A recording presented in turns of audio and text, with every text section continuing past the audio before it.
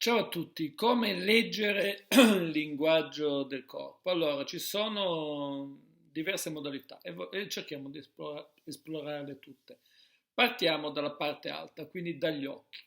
Gli occhi ci danno delle indicazioni molto importanti. Ci dicono, ad esempio, se una persona è prevalentemente visiva, cioè utilizza la vista come senso principale, se è particolarmente uditiva, cioè utilizza l'udito come senso principale, o se è prevalentemente cenestesica, cioè utilizza tatto, olfatto e gusto come sensi principali. Questo dipende dai movimenti oculari. Spostamenti degli occhi verso l'alto indicano accesso visivo, quindi la persona utilizza prevalentemente il senso della vista e quindi noi, se vogliamo creare subito empatia con questa persona, dobbiamo usare metafore visive, parole come mi immagino, come ti puoi immaginare, ti è chiaro tutto questo? Tutte parole che riportano al senso della vista. E devo essere sempre in ordine, farmi vedere sempre a posto, perché questo è molto importante per stimolare proprio il senso della vista. Poi abbiamo invece i movimenti laterali degli occhi che rimandano al senso uditivo. E qua non dovrò mai mettere fretta agli uditivi perché parlano a lungo, hanno bisogno di essere ascoltati.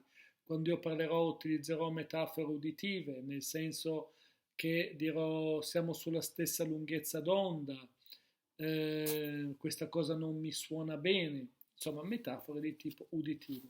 Chi tende a buttare gli occhi verso il basso utilizza prevalentemente il senso cenestesico, cioè tatto, olfatto e gusto, e quindi lo conquisterò a tavola attraverso, poi sarà una persona che amerà toccare ed essere toccata. Gli occhi poi ci possono dire anche in movimento oculare se una persona mente o se non mente. Se una persona tende a buttare gli occhi verso la sua destra, sia in alto, in basso, insomma verso la destra, significa che probabilmente ci sta mentendo, perché sta costruendosi una risposta. Cioè io faccio una domanda e questa persona prima butta gli occhi di lato verso destra, vuol dire che si costruisce la risposta.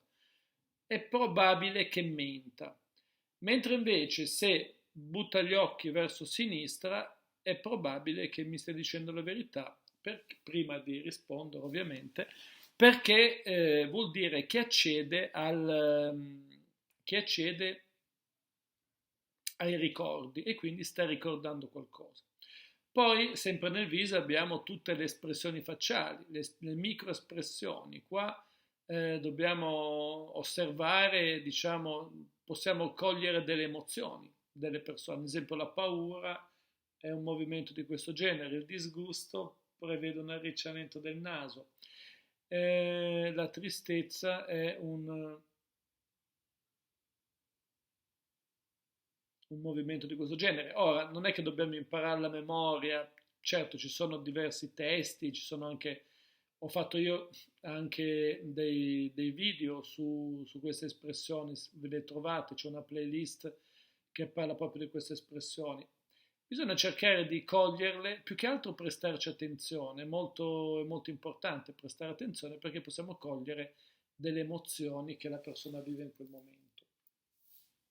Poi c'è tutta la gestualità, tutti i gesti, e è molto importante utilizzare la gestualità, capire la gestualità, ad esempio segnali come questo, sempre intorno al naso, grattamenti del naso, sono tutti rifiuti, invece tutto quello che accade attorno alla bocca è diciamo tutto gradimento.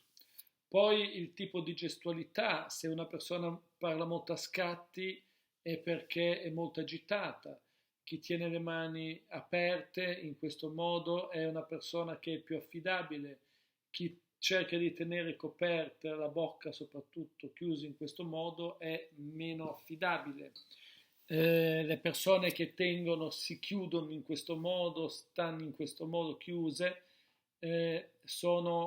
diciamo, è un gesto comunque di rifiuto nei nostri confronti, quindi sono tutta una tipologia di segnali che indicano che la persona ci sta rifiutando.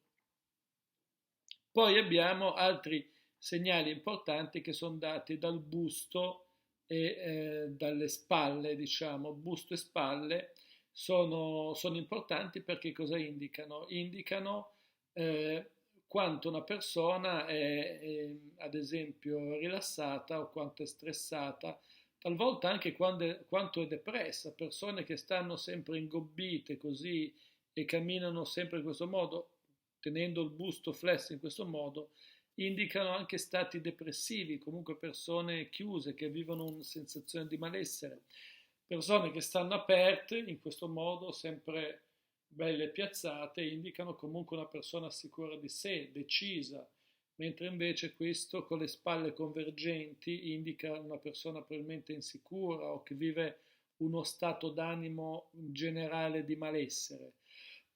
Anche le oscillazioni del busto in avanti e indietro, le micro oscillazioni, ci danno delle indicazioni importanti. Se noi facciamo delle affermazioni e osserviamo delle micro oscillazioni in avanti, significa che c'è un gradimento da parte di quella persona. Se osserviamo delle micro oscillazioni indietro, significa che c'è un rifiuto da parte di quella persona. Quindi osservare le micro oscillazioni in avanti e indietro è molto importante.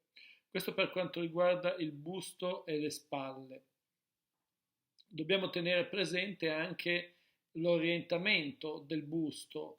Se una persona ti guarda ma tiene il busto orientato da un'altra parte, è perché comunque in quel momento lì non ha voglia di stare con te, non ha voglia di parlare con te. Quindi l'orientamento del busto è importante. Se sono dissociato tra sguardo e busto, guarda da una parte ma il busto va dall'altra, e vuol dire che in quel momento lì non ho voglia di interagire con te, assolutamente non ho voglia di parlare, quindi è da interpretare come un altro segnale di rifiuto. E poi possiamo osservare i piedi e le gambe. Allora, i piedi ci danno indicazioni importanti. Dove punto i piedi vuol dire è la strada, è la direzione in cui voglio andare. Se noi osserviamo delle dinamiche di gruppo, osserviamo che magari una persona parla con un'altra, ma ha il piede puntato verso una terza persona.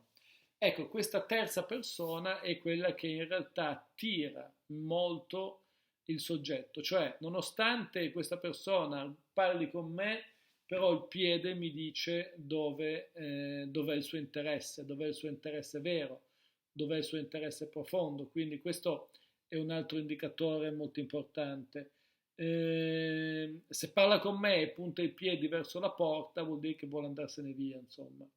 Quindi io dovrò rendermene conto e cambiare un po' atteggiamento, cambiare modo di fare, perché altrimenti non otterrò nessun risultato. Quindi i piedi ci danno queste indicazioni, sono indicazioni molto importanti. Poi le gambe anche ci danno altre indicazioni. Gambe aperte ovviamente in generale rappresentano una sensazione di apertura. Ovviamente per una donna, soprattutto se ha la gonna, non è una postura che può utilizzare, quindi le gambe accavallate indicano la direzione dell'accavallamento delle gambe, indica il tipo di coinvolgimento, cioè la gamba accavallata in una direzione indica qual è la persona che gli interessa.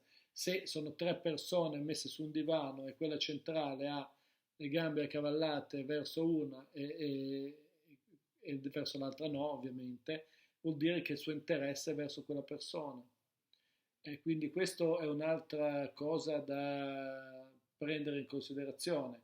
E poi ovviamente hanno tutta una serie di gestualità di seduzione, questo soprattutto per le donne. Le donne possono utilizzare ad esempio l'accavallamento delle gambe anche come stimolo seduttivo, ovviamente anche in questo caso se hanno la gonna e quindi possono scoprirle in qualche modo.